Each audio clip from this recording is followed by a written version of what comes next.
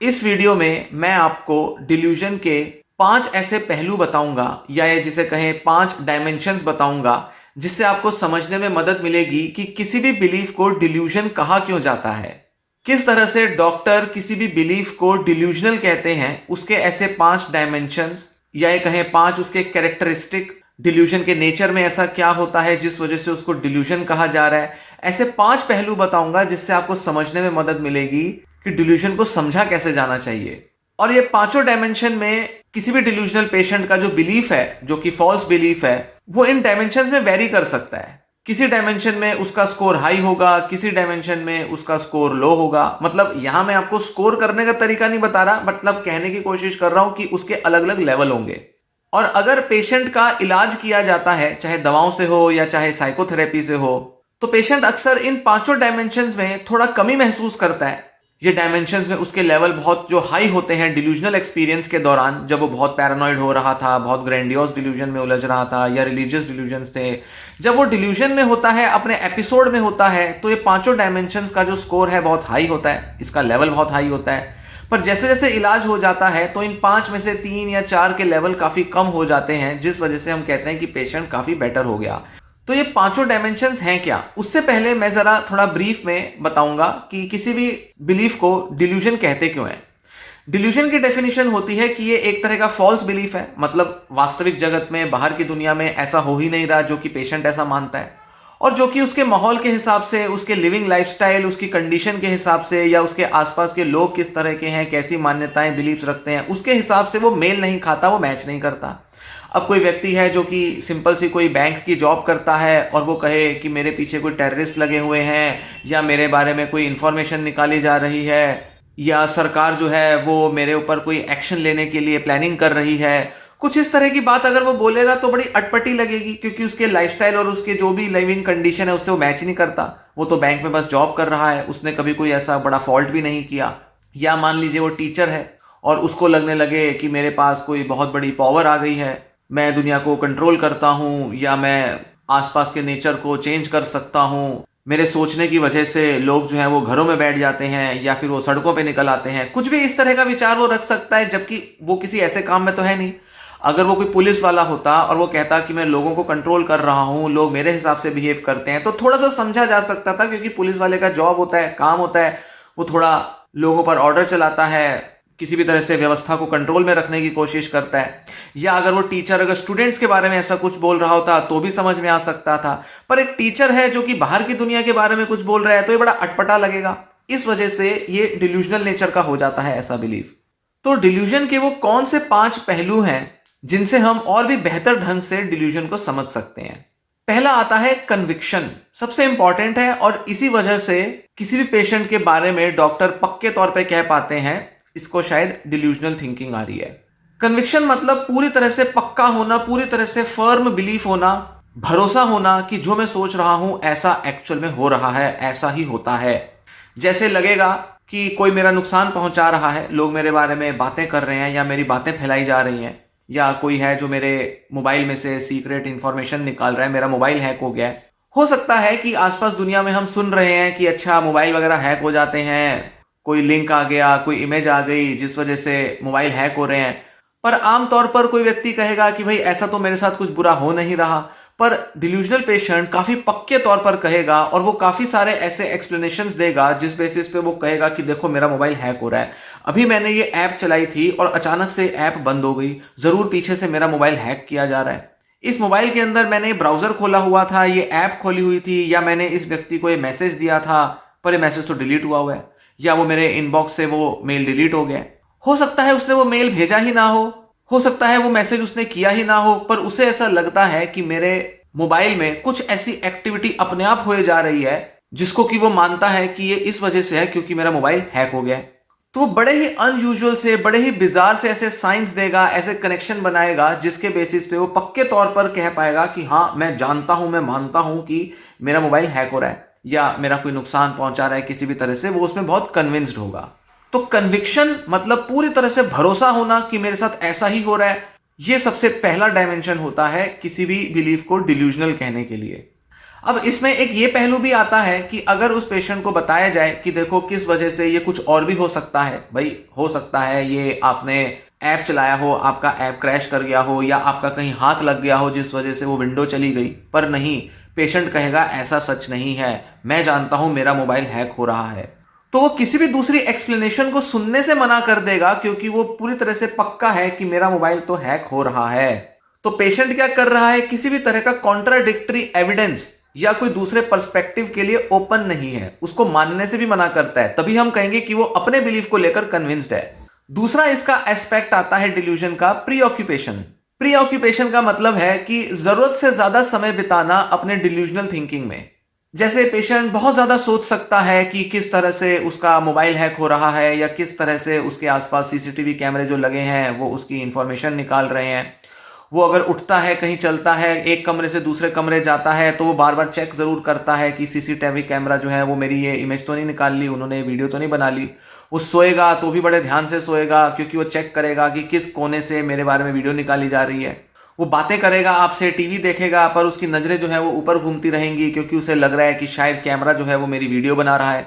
मतलब वो बहुत ज्यादा प्री ऑक्यूपाइड है। वो सुबह शाम जो भी चीजें कर रहा है उसमें उसके दिमाग में यही चल रहा है कि उसके पीछे कोई ना कोई नजर रखी जा रही है और उसके हर एक्शन पर कोई ध्यान दे रहा है। या अगर उसको ग्रैंडियोस डिल्यूजन्स हैं तो वो हर बात बात पर इस चीज पर कोई ना कोई जस्टिफिकेशन देने लगेगा या ऐसे विचार बताने लगेगा जिसमें वो कहेगा कि हाँ ये सब चीजें मैं कर रहा हूं। अच्छा आपको पता है अभी ये दिन जो है ये चढ़ रहा है, इसमें धूप क्यों आ रही है? क्योंकि मैं सूरज को इंडिकेशन दे रहा हूं कि धूप फेंको अभी। आपको पता है ये जो पीछे बादल थे क्यों आ गए? क्योंकि मैं कह रहा था बादलों को सामने आ जाना चाहिए क्योंकि बहुत धूप हो रही थी। पता है ये रास्ते में गाड़ियां क्यों निकली? क्योंकि मैं चाह रहा था कि इस टाइम मुझे गाड़ियों का हॉर्न सुनना है, या ये गाड़ियों को मैंने अलाउ किया है, मैंने ट्रैफिक सिग्नल को हरा कर दिया है, इसलिए गाड़ियां यहां से निकल रही हैं। तो वो क्या कर रहा है, वो हर छोटी बड़ी चीज के अंदर ऐसा प्रीऑक्यूपेशन रख रहा है जैसे कि हर चीज उसी के हिसाब से चल रही है। अब इसी से जुड़ा तीसरा पहलू आता है परवेजिवनेस। लाइफ के अलग अलग एरियाज में डिल्यूजन दिखाई देगी। ऐसा नहीं है कि वो बस किसी एक इंसान से डरता है जो कि उसे लगता है उसका नुकसान पहुंचा रहा है। हो सकता है शुरू शुरू में वो किसी एक व्यक्ति से डरता हो। मान लीजिए वो कहीं जॉब करता है और जॉब करते दौरान उसको लगेगा कि मेरे साथ में डेस्क पे जो दूसरा व्यक्ति बैठता है वो उसके बारे में खबर फैला रहा है बाहर, वो उसका नुकसान पहुंचा रहा है, या उसने उसका मोबाइल टच कर लिया, शायद कुछ इंफॉर्मेशन निकाल ली। धीरे धीरे उसका ये जो बिलीफ है, थॉट है, ये और लोगों तक एक्सटेंड करेगा। लगेगा उसे कि ऑफिस के बाकी के लोग भी उसके साथ मिले हुए हैं, अलग अलग तरह से लोग जो है मेरी इंफॉर्मेशन निकाल रहे हैं, मेरे बारे में मेल लिखे जा रहे हैं और मेरी कंप्लेंट की जा रही है। फिर उसको लगेगा मेरे जो मैनेजर हैं, मेरे सीनियर हैं, वो भी इस पूरे षड्यंत्र में शामिल हैं। अब जहां तक बात थी ऑफिस की तब तक तो ठीक था। फिर वो ऑफिस से बाहर निकलेगा और उसे लगेगा मेरा ड्राइवर जो है या यहाँ ऑफिस के आसपास के जितने भी इलाके के लोग हैं ये भी शायद इस षड्यंत्र में शामिल हैं। फिर वो गाड़ी से ट्रैवल करके अपने घर आएगा या किसी भी दूसरे ट्रांसपोर्ट से घर आएगा, उसको लगेगा ये जो मेट्रो में या बस में जो बैठे लोग हैं या कैब में जो बाकी लोग बैठे हैं ये भी मिले हुए हैं। फिर घर आएगा, उसको लग सकता है मेरे बिल्डिंग के जो मेरे पड़ोसी हैं या चौकीदार है ये भी शायद उस कॉन्स्पिरेसी में शामिल हैं। शायद ये चौकीदार जो है इसको मेरे आने जाने का पूरा पता है और यही शायद बाहर जाके इन्फॉर्मेशन देता है और वो लोग फिर उसके बेसिस पर एक्ट करते हैं। फिर घर में आके वो धीरे धीरे अपने पेरेंट्स पर, अपने फैमिली मेंबर्स पर भी शक करने लगेगा। तो परवेजिवनेस का मतलब है कि लाइफ के हर एरिया में वो अपने डिल्यूजन को ढूंढ रहा है, या ये कहें कि वो डिल्यूजनल थिंकिंग में उलझा हुआ है। चौथा पहलू आता है बिजारनेस। अजीब सी होती हैं डिल्यूजन्स, सुनने में लॉजिकल नहीं लगती, इनफैक्ट कंसिस्टेंसी भी नहीं होती। आज कुछ कह रहा है, कल कुछ और कहेगा, कुछ दिन बाद फिर कुछ और चीजें कहेगा, और बड़ी इलॉजिकल और इरेशनल होती हैं, बड़ी अटपटी होती हैं। सुनने वाला सोच ही नहीं सकता कि ऐसा कभी होता भी होगा। जैसे मैं सूरज को कंट्रोल कर रहा हूं, या मैं प्रधानमंत्री से कोई कनेक्शन रखता हूं, या मेरे घर में जो है वो बहुत बड़े बड़े लोग आते हैं, मेरी बहुत बड़ी पहचान है, इलॉन मस्क, डोनाल्ड ट्रंप के साथ मेरे कनेक्शन है। अब सुनने में बड़ा अजीब लगेगा क्योंकि जिस तरह का व्यक्ति वो जीवन जी रहा है, जिस तरह का उसका प्रोफेशन या उसका लाइफस्टाइल है, उसमें कहीं भी दूर दूर तक नहीं दिखता कि इसका इतना बड़ा कोई अप्रोच हो सकता है या इतने लोगों से वो जान पहचान रख सकता है। तो वो ग्रैंडियोस लेवल पर इस तरह से सोच सकता है, या फिर वो पैरानॉइड लेवल पर भी ऐसा सोच सकता है कि मेरे जो दीवारें हैं उन दीवारों के अंदर कैमरे फिट हो गए हैं, या मैं जो भी चीजें उठाता हूं, जैसे मेरा मोबाइल हो गया या मेरे रसोई में रखे बर्तन हो गए, उनसे भी कोई सीक्रेट इंफॉर्मेशन निकाली जा रही है। दीवारों के पीछे लोग जब निकलते हैं, ऊपर नीचे लिफ्ट से जाते हैं या सीढ़ियों से जाते हैं, वो सारी बातें सुनकर एक जगह से दूसरी जगह भेज रहे हैं। तो ये बातें सुनने में बड़ी अजीब लगेंगी, क्योंकि कोई भी इंसान इतनी फुर्सत नहीं रखता, किसी के इंसान के पास इतना टाइम नहीं है कि इसके बारे में इतनी इंफॉर्मेशन निकाले, या बड़े अजीबोगरीब तरीके से इंफॉर्मेशन निकालने के कोई ऐसे मेथड या डिवाइस या टेक्नोलॉजी भी नहीं है। पर पेशेंट को लगता है कि नहीं, हर जगह से अलग अलग तरीके से उसके बारे में इंफॉर्मेशन निकाली जा रही है, या उसको कंट्रोल किया जा रहा है, या घर वाले उसके खाने में जहर दे रहे हैं, उसको जो दवाइयाँ खिला रहे हैं वो कुछ ऐसी डोज की दवाइयाँ हैं जिससे उसका दिमाग जो है वो सुन्न हो रहा है और दिमाग की जो है ताकत खत्म हो गई है। हो सकता है उसको लगे मेरे दिमाग के न्यूरॉन्स सड़ चुके हैं, या मेरा दिमाग ही खाली हो चुका है, अब मेरे दिमाग में विचार ही नहीं आते, मेरे दिमाग में जो विचार है मुझे लाने के लिए बहुत मेहनत करनी पड़ती है। और वो इसको इस एक्सटेंट तक ले जा सकता है कि वो अपने साथ कोई ऑब्जेक्ट लेकर घूमेगा और वो कहेगा कि इसके अंदर से जो रेडिएशन आ रही है वो मेरे को सोचने की ताकत दे रही है। अगर ये ऑब्जेक्ट मेरे पास ना हो, मान लीजिए कोई पेंसिल पेन हो सकता है, वो कहेगा ये जो पेन है ये मेरे को थॉट्स देता है, क्योंकि दवाइयों ने मेरी सारी थॉट्स जो है वो खत्म कर दी हैं। अब ये बड़े अजीबोगरीब से विचार लगेंगे, पर पेशेंट ऐसा मान सकता है। तो बिजारनेस एक और एस्पेक्ट होता है डिल्यूजन का। हालांकि हर पेशेंट की डिल्यूजन बिजार नहीं होती, कुछ पेशेंट्स की डिल्यूजन थोड़ी कम बिजार हो सकती हैं, नॉन बिजार डिल्यूजन उनको कहते हैं। पर फिर भी बिजारनेस भी एक फीचर होता है, एस्पेक्ट होता है डिल्यूजन्स का। लास्ट एस्पेक्ट आता है डिल्यूजन्स का, डिसऑर्गेनाइजेशन। मतलब पेशेंट एक ही बार में कई अलग अलग तरीके के डिल्यूजनल थॉट्स एक्सप्रेस करेगा। जैसे अगर हम कहें कि ठीक है परसिक्यूटरी डिल्यूजन है, तो अपने बारे में सिर्फ शक कर रहा है कि जैसे दूसरे मेरा नुकसान पहुंचा रहे हैं, तो ऐसे में वो एक चीज पर एक ही तरह के विचार ला रहा है और उसी के इर्द गिर्द अपनी डिल्यूजनल थिंकिंग को ऑर्गेनाइज कर रहा है। और जैसे जैसे पेशेंट डे बाय डे कुछ नए नए एक्सपीरियंसेस करता जा रहा है, इसी एक डिल्यूजनल थीम के पीछे उसके सारे विचार और सारे जो एविडेंस है वो इकट्ठे करता जा रहा है। हालांकि एविडेंस उसके पास कुछ नहीं है, बट वो साइन सिग्नल जमा करता रहता है अपने को यकीन दिलाने के लिए कि हाँ ऐसा कुछ हो रहा है, मेरा नुकसान पहुंचाया जा रहा है। डिसऑर्गेनाइजेशन में पेशेंट की थॉट्स अटपटी बिजार तो होंगी, बट साथ ही उसका पूरा जो डिल्यूजनल थॉट है वो ऑर्गेनाइज्ड नहीं होगा।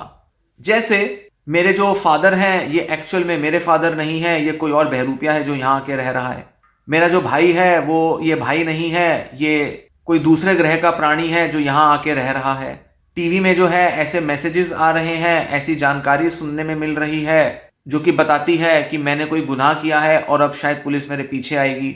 मेरे शरीर के अंदर कुछ ऐसे कीड़े दौड़ रहे हैं और वो जो कीड़े जो हैं वो धीरे धीरे मेरे शरीर को खाए जा रहे हैं। मैं जो खाना खाता हूँ वो मेरे पेट में नहीं जाता, वो मेरे अंदर एक मशीन, एक डिवाइस लगी हुई है, उस डिवाइस में स्टोर हो जाता है। और जब मैं रात को सोता हूँ तो वो हवा बन के, पानी बन के उड़ जाता है, मेरी सांसों से निकल जाता है।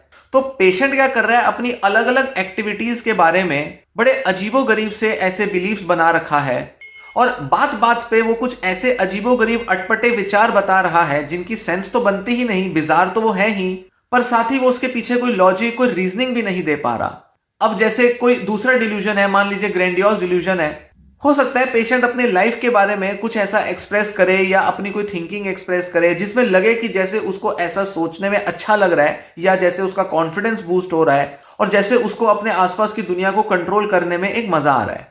तो बताया जा सकता है कि पेशेंट की साइकोलॉजी, पेशेंट की मेंटेलिटी के कुछ ऐसे पहलू हैं जिसके इर्द गिर्द उसकी डिल्यूजन बनी है।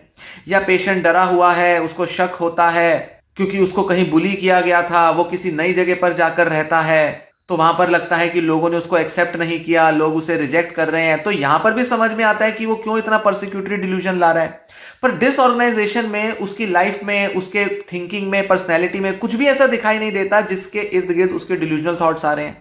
साथ ही डिसऑर्गेनाइजेशन में किसी एक थीम के इर्द गिर्द उसके डिल्यूजन्स नहीं है, कोई थीम के इर्द गिर्द ऑर्गेनाइज्ड नहीं है विचार। दिन भर की किसी भी चीज में कुछ भी विचार उसके मन में, कोई भी डिल्यूजनल थिंकिंग आ सकती है जिसे वो एक्सप्रेस कर सकता है। तो कोई लॉजिक, कोई कंसिस्टेंसी, कोई सेंस नहीं बनती उसके इन बिलीव्स में, इस वजह से इनको डिसऑर्गेनाइज्ड थिंकिंग में इंक्लूड किया जाता है। तो ये रहे 5 ऐसे डायमेंशन जिसमें कि हम किसी पेशेंट के डिल्यूजन्स को कैरेक्टराइज कर सकते हैं, आइडेंटिफाई कर सकते हैं, और अलग अलग पेशेंट्स अलग अलग लेवल के ये सारे जो पहलू हैं, डायमेंशंस हैं, इनके लेवल्स शो करते हैं। आमतौर पर कन्विक्शन, प्रीऑक्यूपेशन और परवेजिवनेस, ये 3 पहलू हैं जो कि करीब करीब हर पेशेंट के अंदर बहुत हाई लेवल का मिलेगा, तभी उसके अंदर स्किज़ोफ्रेनिया, डिल्यूजनल डिसऑर्डर, इस तरह के लक्षण देखने में आएंगे। और बिजारनेस और डिसऑर्गेनाइजेशन उतना कॉमन नहीं है, कुछ ही पेशेंट्स में मिलता है। यही वजह है कि बहुत से पेशेंट्स ऐसे होंगे जिनके अंदर या तो 1 या 2 कोई बिजार और बड़ी डिसऑर्गेनाइज्ड बिलीफ होगी, और ज्यादातर बिलीफ्स उनके बड़े स्ट्रक्चर्ड से होंगे। किसी एक थीम के इर्द गिर्द देखने में आएंगे। पर फिर भी कुछ पेशेंट्स में बिजार डिल्यूजन्स काफी ज्यादा हो सकती हैं। जैसे जैसे इलाज अच्छा होता जाता है पेशेंट का अपने बिलीव्स में कन्विक्शन कम हो जाता है। पेशेंट ऑल्टरनेटिव एक्सप्लेनेशंस को सुनने समझने लगता है, उनको मानने लगता है। वो खुद कहता है कि हाँ, ये सिचुएशन में मुझे नहीं लगता कि दूसरा मेरा नुकसान पहुंचा रहा है, शायद हो सकता है कि मैंने गलत समझा हो, शायद हो सकता है कि उस व्यक्ति की कोई और मंशा हो, उसने जो बात कही वो किसी और इंटेंशन से कही हो, या वो थोड़ा और प्रैक्टिकल लॉजिकल होके सोचता है हाँ, ये लोग मेरे बारे में ऐसी क्यों प्लानिंग करेंगे, जबकि वो लोग तो अपने काम कर रहे हैं, वो तो अपनी लाइफ में मस्त हैं। साथ ही उसका प्री ऑक्यूपेशन कम हो जाता है। पेशेंट ऐसा पाया जाएगा कि बस दिन में 1 या 2 बार ही उसको ये डिल्यूजनल थॉट आता है। जैसे मान लीजिए जब वो ऑफिस के अंदर एंटर किया तभी उसको थोड़े बहुत डिल्यूजनल थॉट आए, या जब वो कभी मीटिंग में होता है तभी उसे लगता है कि उसके आसपास जो है लोग उसके बारे में बात कर रहे हैं। अदरवाइज वो बाकी टाइम पाता है कि उसके अंदर ये डिल्यूजनल थॉट्स इतने नहीं आते और वो अपने काम के बारे में या दूसरी चीज़ों के बारे में सोचता है। साथ ही परवेजिवनेस भी धीरे धीरे कम हो जाती है। वो किसी किसी सिचुएशन में ही डिल्यूजन एक्सपीरियंस करेगा। अगर पहले उसे लगता था ऑफिस के लोग षड्यंत्र कर रहे हैं, मेरे पड़ोसी षड्यंत्र कर रहे हैं, मेरे घर वाले सब इस षड्यंत्र में शामिल हैं, अब उसे शायद लग सकता है कि नहीं, सिर्फ मेरे ऑफिस के लोग ही हैं जो मुझे पसंद नहीं करते, जो मेरे बारे में बातें फैलाते हैं, पर घर वाले, मेरे पड़ोसी शायद उसमें उतने शामिल नहीं हैं। क्योंकि वो पेशेंट रोज अपने ऑफिस जाता है, हो सकता है उसका पास में ट्रिगर जो है उसके डिल्यूजन का उसके ऑफिस से ही आया हो, या उसके कॉलेज या कहीं ऐसी जगह से आया हो। इस वजह से थोड़ा बहुत डर उसके अंदर अपने ऑफिस या कॉलेज को लेकर हो सकता है, क्योंकि वो थोड़ा इनसिक्योर है, परफॉर्मेंस एंजाइटी है, दूसरों के बीच इंप्रेशन बनाना है और दूसरे लोग उसे जज कर भी रहे हैं थोड़ा बहुत। पर घर के लोग और दूसरे जो दोस्त हैं, सगे संबंधी हैं, जिन पर वो पहले शक करता था, अब धीरे धीरे वो उन पर शक करना कम कर चुका है। तो ऐसे में उसकी परवेजिवनेस कम हो जाती है जब उसका इलाज अच्छा होने लगता है। तो इस तरह से ये कन्विक्शन, प्रीऑक्यूपेशन और परवेजिवनेस किसी भी डिल्यूजन के मेन आइडेंटिफाइंग क्राइटेरिया का पार्ट होते हैं। साथ ही कुछ पेशेंट्स में बिजारनेस और डिसऑर्गेनाइज्ड ये जो बिलीफ्स हैं ये भी पाए जाते हैं।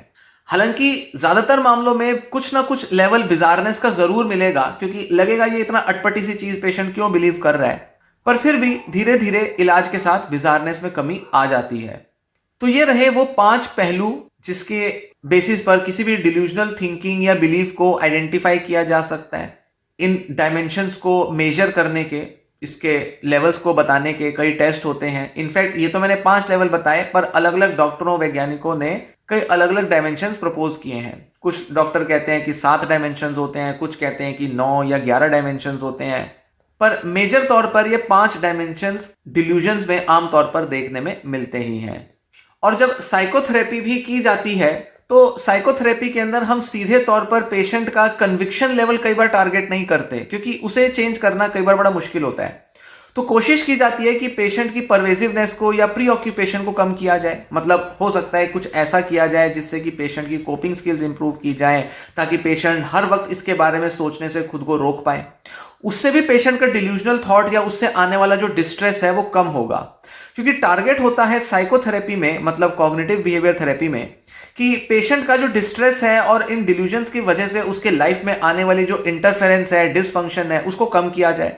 तो भले ही पेशेंट बहुत ज्यादा कन्विंस्ड ना हो पाए कि भाई ये जो जिन चीजों पर वो शक कर रहा है वो झूठ है, या वो ऐसा शायद ना मान पाए, और वो किसी किसी लेवल पर थोड़ा दूसरों से डरता ही रहे, उसके मन में कहीं ना कहीं शक शायद बना भी रहे, पर फिर भी उसका प्री ऑक्यूपेशन अगर कम हो जाए और उसकी परवेजिवनेस अगर कम हो जाए तो भी पेशेंट काफी अच्छी कंडीशन में पहुंच जाता है। तो घर वाले क्या करते हैं, पेशेंट को जबरदस्ती उसका कन्विक्शन चेंज करने की कोशिश करते हैं, और यहीं पर चूक हो जाती है।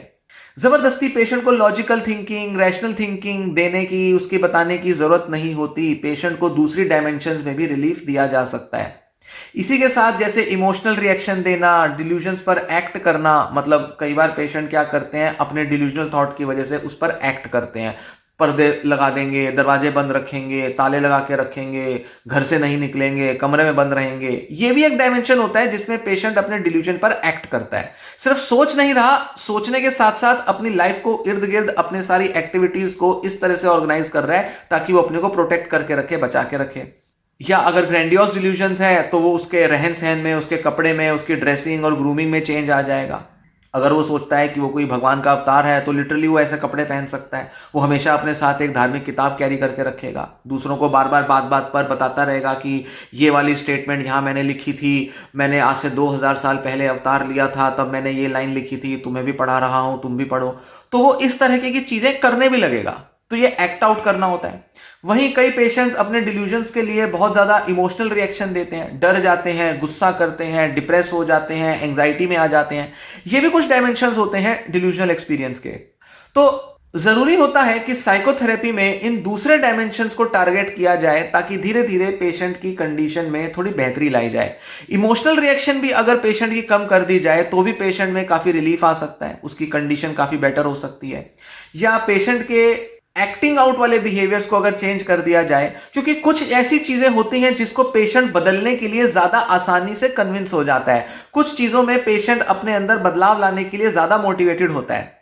तो इस तरह से अगर हम अलग अलग डायमेंशंस की पहचान करेंगे तो ज्यादा आसान होगा कि पेशेंट की मदद की जा सके और पेशेंट को पूरी तरह से तो डिल्यूजनल एक्सपीरियंस से बाहर शायद ना निकाला जा सके, पर एटलीस्ट उसके लोड को और उससे होने वाली जो प्री ऑक्यूपेशन डिस्ट्रेस है उसको कम किया जा सकता है। तो ये तरीका होता है जिससे कि डॉक्टर और थेरेपिस्ट अप्रोच करते हैं। जबरदस्ती लॉजिकल डिस्कशन करने से, अरे क्या फालतू सोचता है, वहम करता रहता है, क्या हो गया देख हम सब भी तो ऐसे हैं, हम क्या मानते हैं सब चीजों को, कुछ भी नहीं होता है, बेकार में फालतू वहम पाल के बैठा है, तुझे डिल्यूजन हो गया है, स्किज़ोफ्रेनिया हो गया है, ये सब कहने से कुछ फायदा नहीं होगा। जबरदस्ती कन्विंस करने से कोई फायदा नहीं होगा। अगर उसको इस तरह की कन्विक्शन से फायदा हो रहा होता तो वो रखता ही क्यों ऐसे बिलीफ। कुछ उसके दिमाग में डेफिसिट चल रहा है, उसके बायसेस हैं जिस वजह से वो खुद को बदल नहीं पाता। और इसी चीज को अगर हम समझें और बाकी के डायमेंशंस पर फोकस करें तो पेशेंट को काफी रिलीफ दिया जा सकता है। इस दिशा में थोड़ी और चर्चा आगे की वीडियोस में करूंगा, बताऊंगा थोड़ा डिटेल में कि कैसे अलग अलग डायमेंशंस को अप्रोच किया जा सकता है और कैसे थेरेप्यूटिक एफर्ट लिए जा सकते हैं जिससे कि पेशेंट को कंडीशन को बेटर किया जा सके। और लक्ष्य होता है साइकोथेरेप्यूटिक ट्रीटमेंट्स का, इनफैक्ट दवाओं का भी लक्ष्य यही होता है कि पेशेंट के इन सभी अलग अलग डायमेंशंस में जो लेवल है उनको कम कर दें। जीरो पे नहीं ले जाना, जीरो पे जाता भी नहीं है कई पेशेंट्स का, मैक्सिमम पेशेंट्स का ये लेवल जीरो होता ही नहीं है, पर इतना कम किया जा सकता है कि पेशेंट की लाइफ सुधर जाए, पेशेंट लाइफ में फंक्शनल हो जाए, जिसे कहते हैं कि सोशियो ऑक्यूपेशनल फंक्शनिंग उसकी इंप्रूव हो जाए, पेशेंट काम धंधे करने लगे, थोड़ा खुश रहने लगे, दूसरों के साथ थोड़ा मेलजोल बढ़ा ले, रिलेशनशिप्स को थोड़ा पॉजिटिवली और हेल्दी तरीके से देखने लगे, लाइफ में आगे ग्रो करने लगे। कुछ इस तरह के गोल्स अचीव किए जा सकते हैं और यही टारगेट होता है साइकोथेरेपी का भी और दवाओं का भी। डॉक्टर भी जब दवा दे रहे हैं वो जानते हैं कि पूरा तो डिल्यूजन शायद नहीं जाएगा, पर हाँ कुछ लेवल तक पेशेंट की रिएक्शंस, पेशेंट का एक्ट आउट करना, पेशेंट की प्री ऑक्यूपेशन उसको जरूर कम कर देंगे। और बहुत से लोग ये बताते हैं, घर वाले, फैमिली मेंबर्स, कि हाँ ये मानता तो है अभी भी कि नहीं कोई लोग इसके पीछे हैं, पर सुबह शाम उसके बारे में बात नहीं करता। जितना ये पहले बात करती थी, सुबह शाम यही सब सोचती रहती थी, अब उतना नहीं सोचती। मतलब प्री ऑक्यूपेशन कम हो गया, इमोशनल रिएक्शन कम हो गया। तो इस तरह से जब आप समझेंगे, देखेंगे, तो आप पाएंगे कि हाँ डिल्यूजन को कई अलग तरह से समझा जा सकता है और इसको लेकर एक बड़ा ही अलग रवैया रखकर हम पेशेंट को काफी हद तक समझ भी सकते हैं और मदद भी कर सकते हैं। तो ऐसी वीडियोस देखने के लिए चैनल के साथ बने रहना। इस बारे में और चर्चाएं होंगी और बड़ा डिटेल में बताऊंगा और समझाऊंगा क्या करना है, कैसे समझना है पेशेंट को। ये वीडियो फिलहाल यहीं समाप्त होती है। धन्यवाद।